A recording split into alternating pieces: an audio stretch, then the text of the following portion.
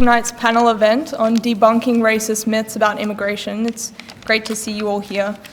Before we begin, I'd like to acknowledge the Ngunnawal and Ngambri people, the traditional custodians of the land where we're meeting today. I'd like to acknowledge their ongoing care for, connection to, and sovereignty over this land, and pay my respects to elders past and present. I think while we discuss the state of immigration in Australia today, it's really important to remember that sovereignty was never ceded in this land, and this always was and always will be Aboriginal land. My name's Trudy. I'm an undergrad student here at ANU and also a member of the Refugee Action Campaign Steering Committee. I'm sure many of you here will have already been to many RAC events and will already be familiar with the work that we do. As the Canberra Refugee Action Campaign, we seek the fair and humane treatment of refugees and asylum seekers in Australia. The actions we take are varied, including speaking up against Australia's inhumane policies towards refugees, but we also want to raise awareness and understanding of the facts around immigration in Australia. And as part of this, we also want to promote an Australia that is welcoming, that celebrates multiculturalism, and that stands up against racism and fear-mongering. Which brings us to tonight's events. As I'm sure many of you are aware, recently we've witnessed a rise in open displays of racist, anti-immigration sentiments. We've seen this most blatantly in the most recent marches for Australia. In many cases, these marches have been led by, organised and propped up by neo-Nazi groups. These marches were worrying, and it goes to show how easily groups can use fear and lies to spread racist ideas and turn people against migrants, refugees, and multiculturalism. So it's so important that we remain educated and that we're able to detect these myths about immigration and that we're able to see the real story of migration in Australia. So tonight we have three fantastic speakers lined up. All three, I'm very excited to hear all of them. All three of our speakers have published and spoken extensively about these issues and specifically the use of misinformation and myths to prop up scare campaigns. Welcome our first speaker tonight.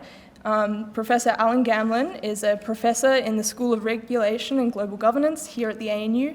He's the founding director of the ANU Migration Hub, and his research focuses on international migration, mobility, and human identity. He has also been a high-level advisor to organisations such as the UN Migration Agency and the Red Cross on migration policy. So please welcome Professor Alan Gamlin.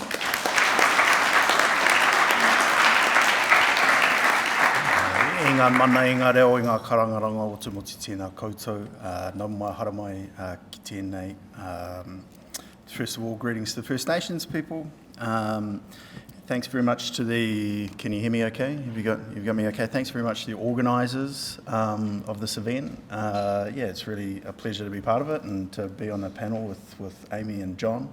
And I think a really important time to be having this conversation. I'm looking forward to hearing your views as well, because there's so many myths about immigration flying around, and we're in a period where we feel some very real echoes of previous eras where migrants and minorities have become the scapegoats for a whole complex range of crises that people need a simple explanation for, and you know, the outsider becomes the scapegoat for that problem.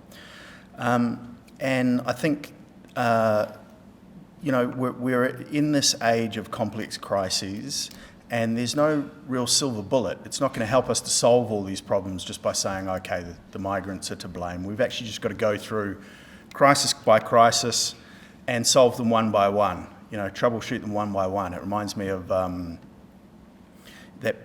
you ever seen the movie, who's seen the movie The Martian with Matt Damon in it? Yeah, and he's up there, you know, gets stuck on Mars and he's a little bit depressed about it for a couple of days, and then he logs in, does his video log, and he says, you know, lists all the problems that he's got and says, what am I going to do? I'm going to science the shit out of it. So I think we've got to kind of science the shit out of this. We've got to actually troubleshoot all the problems, basically, and just solve them one by one. And part of that is by discarding the false theories that lead us to the wrong explanation for the problems that we face, and honing in on the right explanations for those problems so that we can solve them. So let's science the shit out of it. And start with a bit of myth busting. So one myth about immigration that we hear, pervasively in the media at the moment is that immigration is driving a housing crisis. This has been particularly a prominent kind of meme since the election campaign towards the end of last year and since then. And it's become a real talking point for a certain sector of the political class. But the reality is that housing is a complex crisis, and it's a big puzzle of which migration is a small part. Housing costs spiked during the pandemic at the end of lockdowns at a moment when net migration to Australia was at its lowest level in more than a century. Around that same time, construction material prices surged due to pandemic supply chain crunches all around the world. We also, in the period where housing costs began to rise, had rising interest rates. So there's a lot going on in this chart already. And this doesn't tell you half of the things that are causing our current housing crisis. And so when people see a spaghetti chart like this, it's very difficult to take it all in. They think, I want a simple explanation. So migrants are to blame provides that simple solution. Actually, what we've got to do is work our way through the spaghetti chart and figure out what's actually the source of the problem. Another myth that is closely related to the current concern about immigration and housing prices in Australia is the notion that Australia has abnormally high levels of immigration, that we've had a huge migration surge since the pandemic. That's not quite accurate because what's really happened is that we've had unprecedented volatility. So the pandemic caused a huge shock to not just our migration system, but the migration systems of every country in the world. The biggest shock to human migration and mobility in the history of humanity. There's never been a time when more people have stopped moving all at once than happened during the pandemic. So that was an enormous shock, caused a huge drop in migration during the lockdown period. Much of the economy shut down due to the labour shortages that resulted from that drop in migration. Then the borders reopened. Businesses demanded a surge of migration. They hadn't been able to hire previously. They needed workers to come in. Everyone said, we need a migration surge. They got what they asked for. And the shortfall and the surge, as you can see in this chart, almost perfectly cancel each other out, and net migration is now falling very rapidly back to about normal levels. And cumulatively, we've had about the amount of migration that we predicted back in 2019 that we would have had by now had the pandemic not happened. So the total number of immigrants who have arrived in Australia has not appreciably increased over predictions in 2019. It's just happened in two, like a huge downsurge and a huge upsurge, which has been very disruptive. The fact that rather than just getting this steady stream of migration, we've had it in surges. A related myth about this surge is that the government of Australia has caused this, this massive lurch in the migration system, and that it's down to loose migration policies that fit with a particular political ideology. The fact is that the exact same migration surge has happened in every rich country around the world. So, if specific Australian migration policies were to blame for this, other than just reopening the borders, then we would expect this whipsaw effect to show up only in countries with the exact same policies as Australia. But we actually see it in all rich countries around the world, many of which have very different migration policies to Australia. So the evidence suggests that Australian policy was not the primary cause for this whipsaw effect. It was the pandemic. It's also worth noting that net migration is not something you can really control, because half of it is people leaving, and you can't control people leaving unless you're North Korea. So net migration is not sort of a useful policy target for that reason, actually. So yeah, it can't be the Australian government because it's happened everywhere. I mean, Anthony Albanese has a very healthy majority in Parliament at the moment, but he doesn't control all of these other rich countries in the world and their migration policies. So yeah, a related myth to that we hear a lot in the current migration debate is that the permanent intake in Australia is too high. It was recently set at the same level as last year, 185,000 per year. That's the number of visa grants that Australia hands out on a permanent basis. About 60% of those go to people who are already in the country on temporary visas. So the fact is that permanent migration levels are capped and remarkably steady.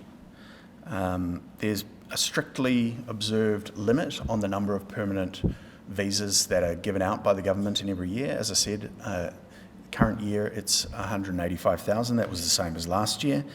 That number of permanent visas given out has only risen slightly over the last 20 years. It's not like it has surged out of control in recent times. It's actually been remarkably steady. And it's set at a level that is designed to replenish the working age population so that we maintain enough workers to look after a very rapidly growing elderly population. That's essentially the reason for the migration level. It's been carefully calibrated to be at a level that keeps us within a pretty good dependency ratio.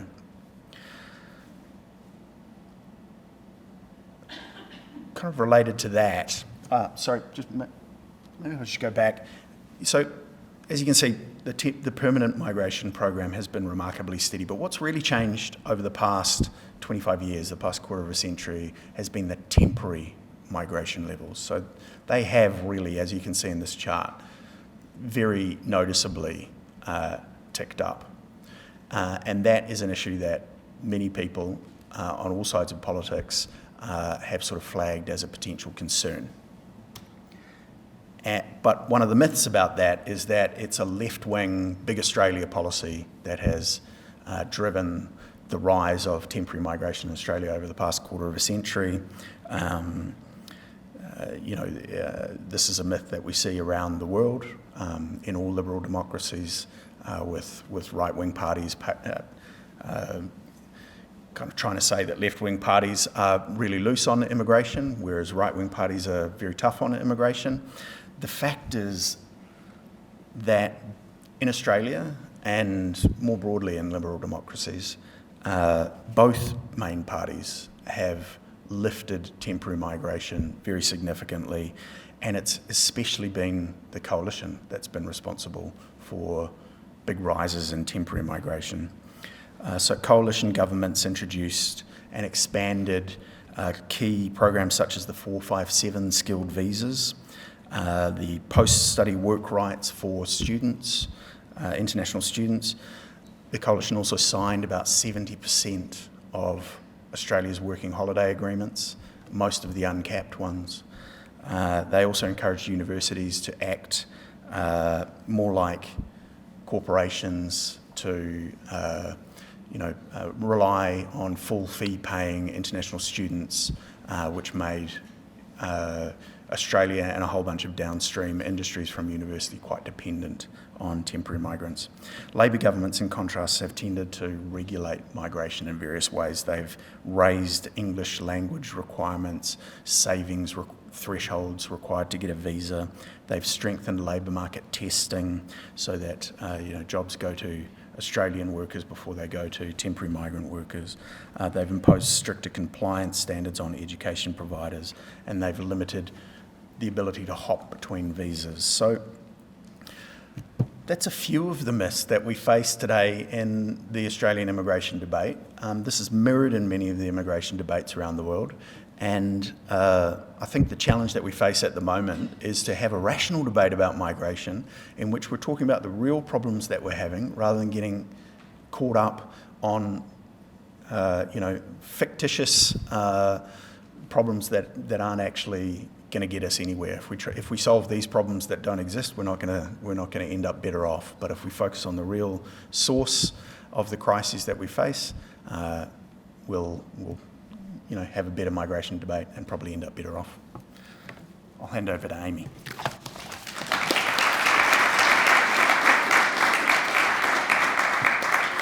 Amazing. Thank you, Alan. And definitely be thinking of your questions to be asking afterwards. Our next speaker now is Amy Ramikis, who's a journalist, author, and political commentator, and one of Australia's best-known political bloggers. She's currently the chief political analyst at the Australia Institute and contributing editor at the New Daily. So please welcome Amy.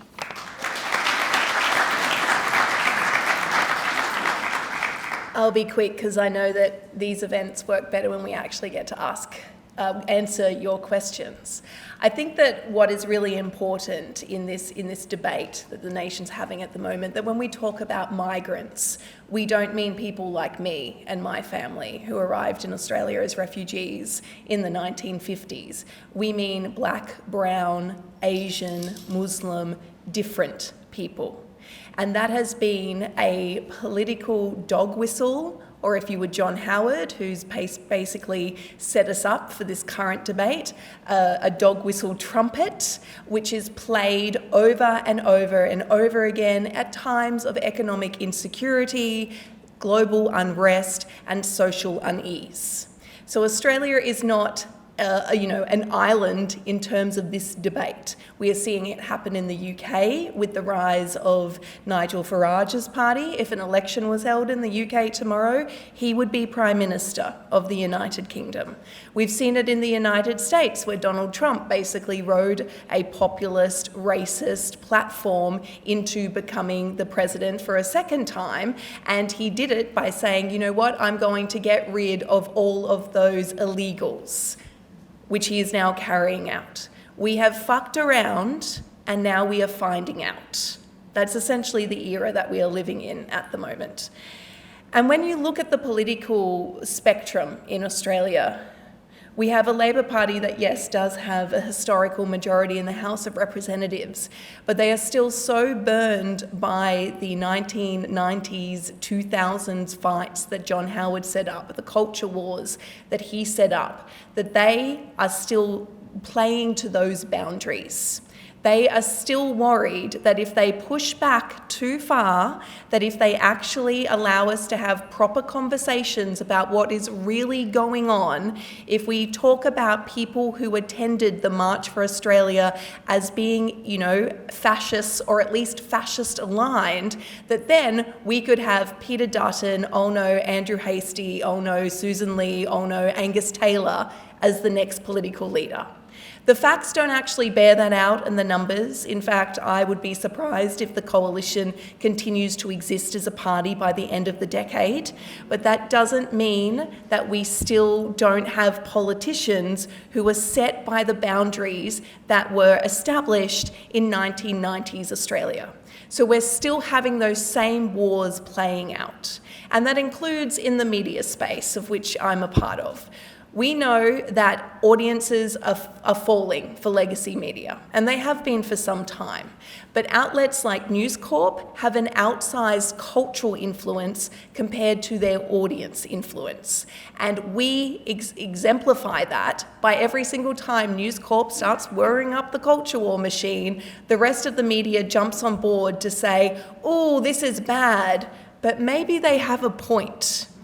And we see that basically compounded across the media sphere. You could see that in response for the March for Australia, which was set up by neo-Nazis. It had neo-Nazis speaking at it, and while not everyone who attended was a fascist or a Nazi, they certainly heard those ideas, they certainly heard those dog whistles, and they started conflating Australian values with anti-migration sentiment, which was the intent. And instead of going, okay, at some point we need to have a discussion about Australia's population size, which is not something we've ever done and not something that you would expect to be done under the neoliberal threshold because, temporary migration keeps wages suppressed as well as bring in more consumers, as well as currently being the only thing that's keeping Australia out of recession. Our productivity growth relies on migration. So apart from all of those things, we haven't had a discussion about population growth, how big we want Australia to be, what we want it to look like in 20, 30, 50 years. Sure, we need to have that discussion. Do we have it at the behest of Nazis? Probably not. I mean, that was the lessons that I took out of history in the 1930s and the 1940s, is you probably shouldn't allow fascists to set the boundaries of what you're allowed to talk about, but that's exactly what the Australian media did. So we're at a point where, yes, misinformation and disinformation is running rife. We are also at a point where people are quite sceptical of actual information, where they don't want to hear the answers because that doesn't necessarily feed in to how they're feeling. It is much easier to blame somebody who doesn't look like you for your own economic instability.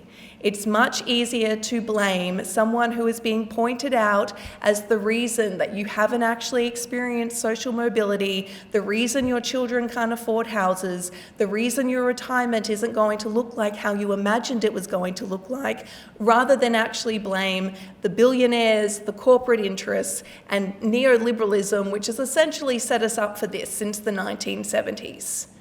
We can't have that conversation because every single time we start to have that conversation, then you'll start hearing about wokeism, political correctness, bleeding heart lefties, and how all of the myths that Alan has just laid out.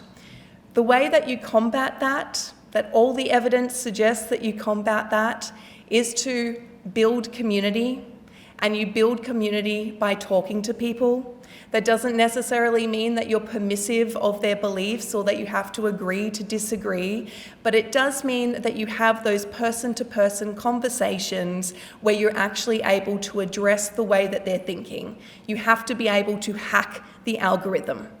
The algorithms are set up to keep people divided, to keep people angry. That works for all of the corporate interests that are currently flowing through Western politics, but you can still hack that by person-to-person conversation.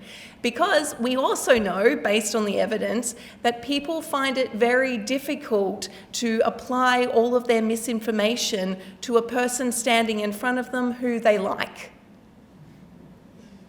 We know that. We know that just from Australian society, when we'll hear Uncle Bob being racist as hell at the family barbecue and then point to the son-in-law and say, oh, not you, you're one of the good ones. I know that because that's been my family's experience. It's been several of my friends' experience. We cannot get over this idea of good migrant and bad migrant until we start actually just completely scrapping the whole thing and reminding everybody that we're actually just people. That's going to be a really, really difficult job that is ahead of us. You've got everything stacked against you at the moment, every single major institution stacked against you, and a lack of political bravery that's going to help.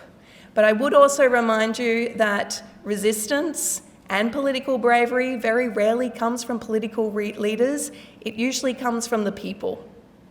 And so that is, I suppose, one of the messages that I would have people take away from today, is that we all have a lot more power to address what is going on than we necessarily think, that we have a lot more power to fight back against what people are seeing and what people are hearing than we necessarily think.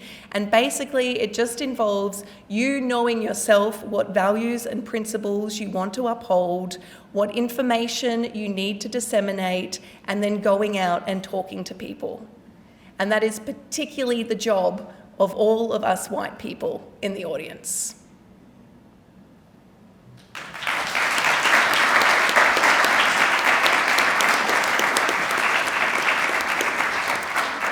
Thank you, Amy. Really appreciate that. Our final speaker for tonight before we move on to questions is John Minns, who is an emeritus professor in the School of Politics and International Relations, also here at the ANU. John has published widely on questions of development, social movements, and refugee politics, and has also been an activist in the campaign for refugee rights for many years. So please welcome John.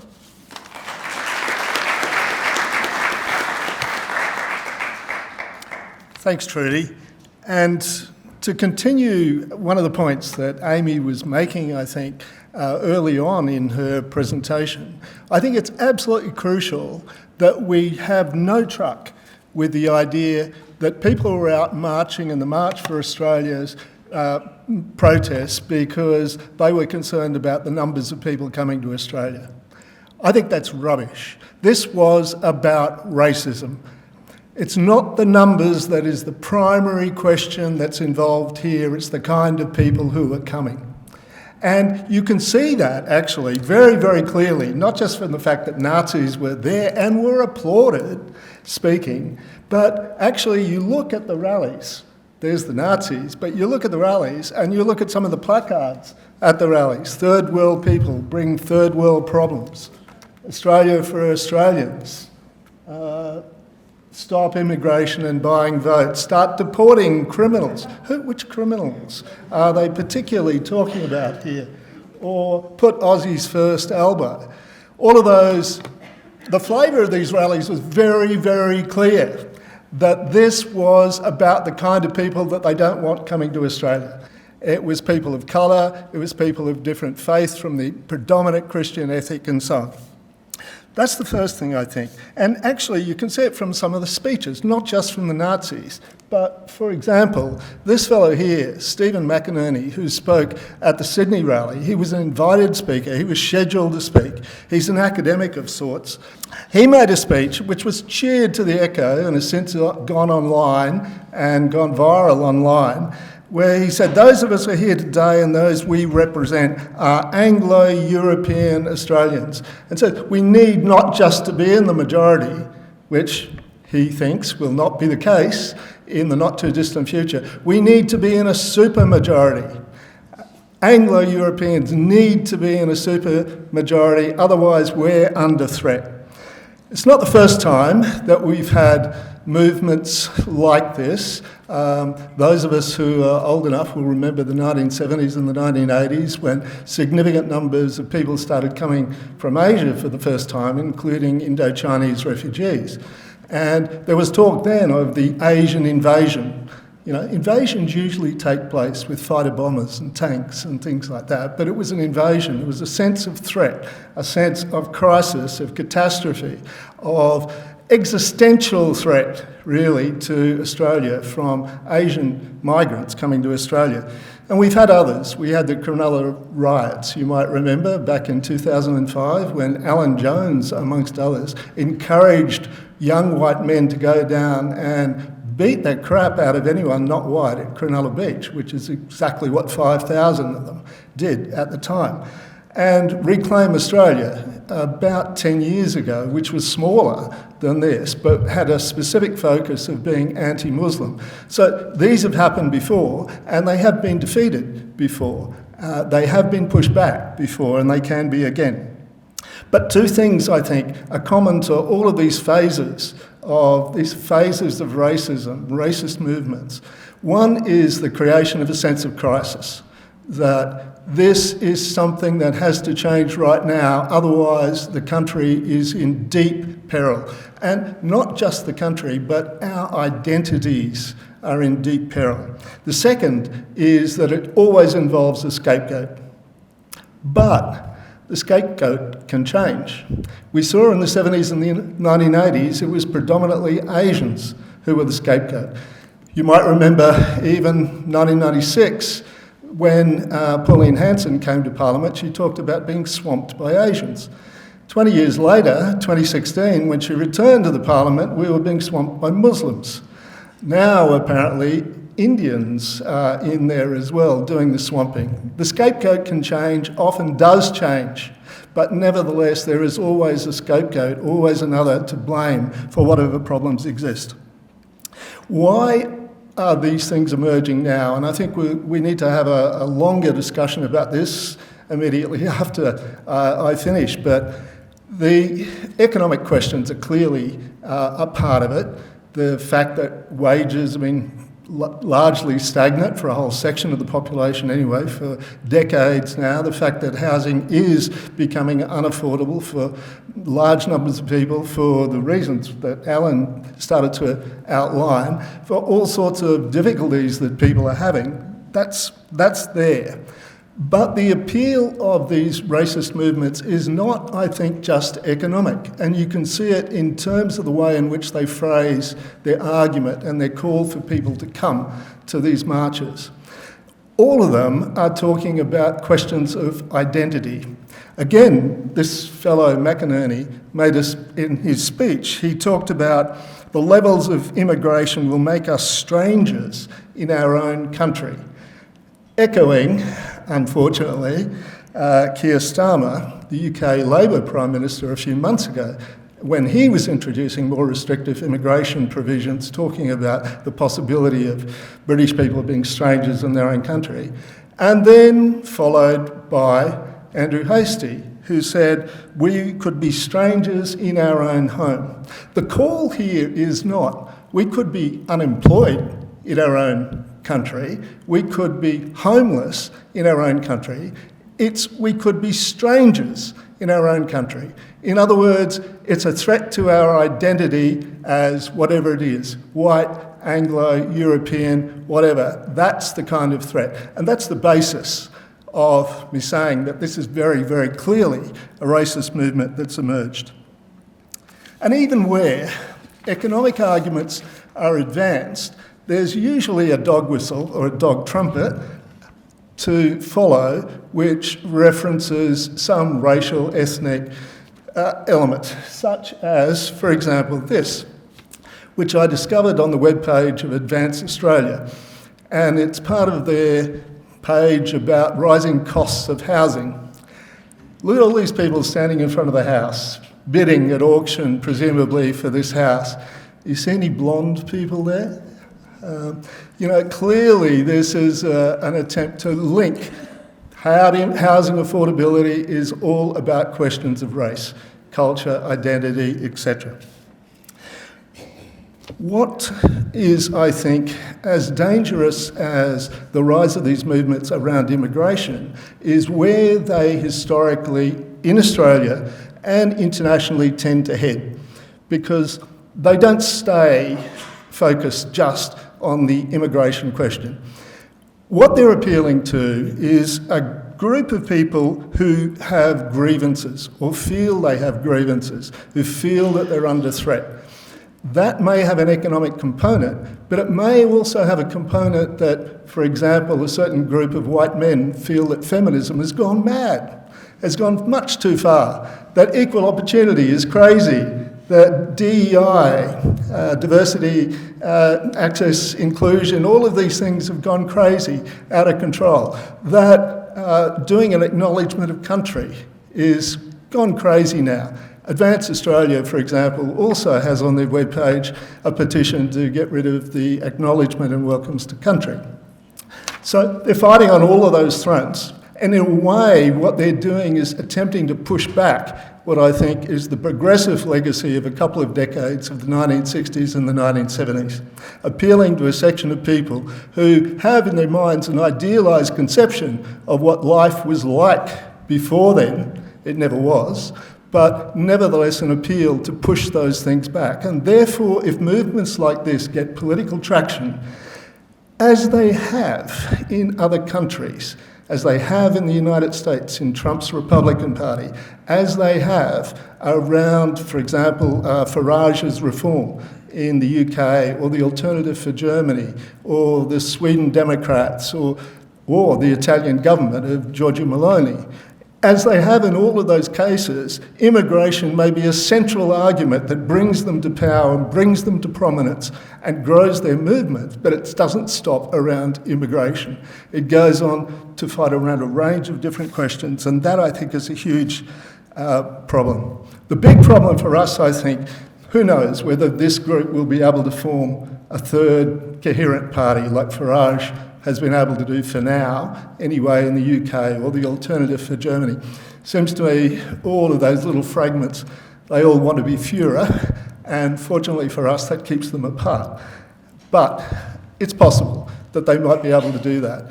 The greater threat, I think, is the influence that they have on shifting the centre of politics over to the right. It may be the LNP in the first place, but Labor too has also moved in those directions when under those kinds of threats. Think about how Howard introduced the most draconian anti-refugee policies in 2001, Manus Nauru, something not done by any other countries, even yet they haven't been able to achieve offshore processing, offshore detention, offshore imprisonment, even yet, and Labor followed.